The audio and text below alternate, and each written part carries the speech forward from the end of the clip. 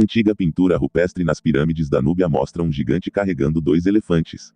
Quase 200 pirâmides antigas ficam ao longo das margens do rio Nilo, no deserto do leste do Sudão. Por cerca de 1000 anos, eles abrigaram os reis e rainhas que governaram o reino meroítico. A Núbia é uma região do Vale do Nilo localizada no norte do Sudão.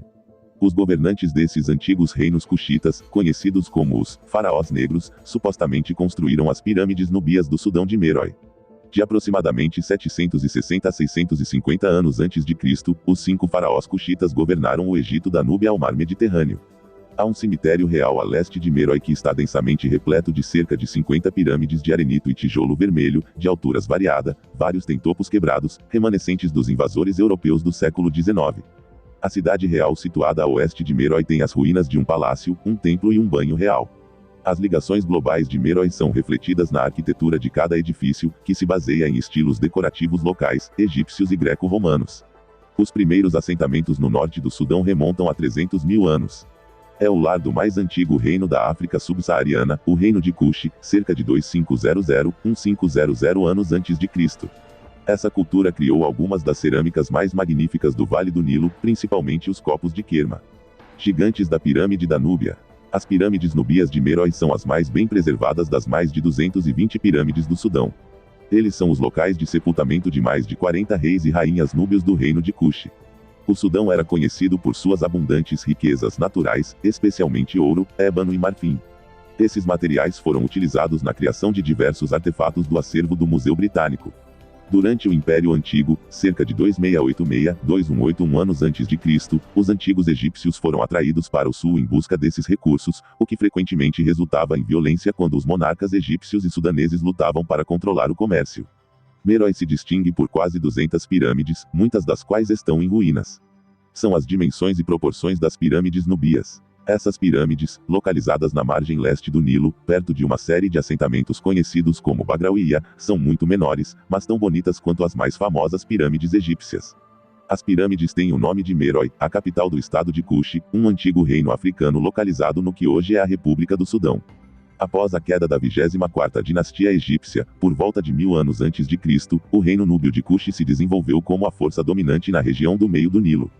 De 712 a 657 anos antes de Cristo, os monarcas cuxitas assumiram e dominaram grande parte do Egito. Quando a capital do reino e o cemitério real se mudaram para a região de Meroe em 300 anos antes de Cristo, a tradição faraônica de construir pirâmides para encerrar os túmulos dos governantes continuou aqui. Enigmático mural núbio de gigante carregando dois elefantes. O mineralogista francês Frédéric Cailliaud I chamou a atenção dos europeus para a localização de Meroe em 1821. Numerosos artefatos intrigantes e desconcertantes, incluindo relevos e pinturas nas paredes das salas sepulcrais, foram desenterrados.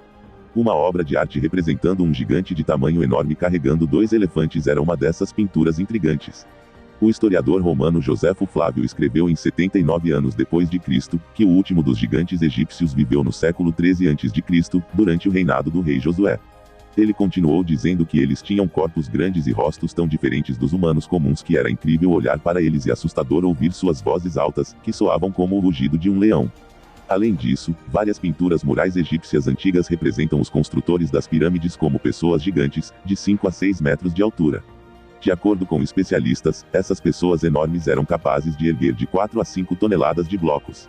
Algumas das antigas pinturas murais representavam enormes reis governando o Antigo Egito, enquanto outras retratavam pequenos subordinados servindo sob os gigantes.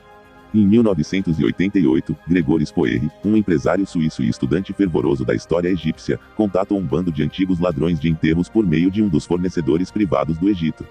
Spoerri se conheceu em uma pequena cabana em Bir Hooker, 100 quilômetros a nordeste do Cairo, onde viu um gigantesco dedo mumificado envolto em trapos.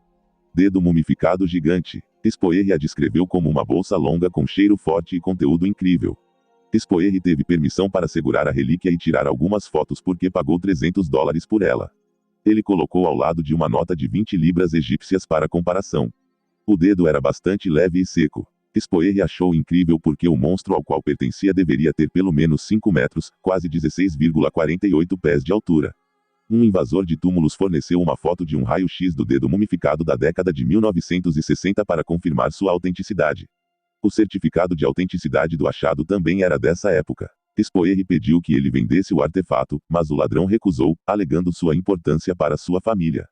Simplificando, era uma herança de família. Como resultado, Spoerre foi forçado a deixar o Egito sem nada. Mais tarde, Spoerre entregou essas imagens aos representantes do museu, que apenas acenaram para ele.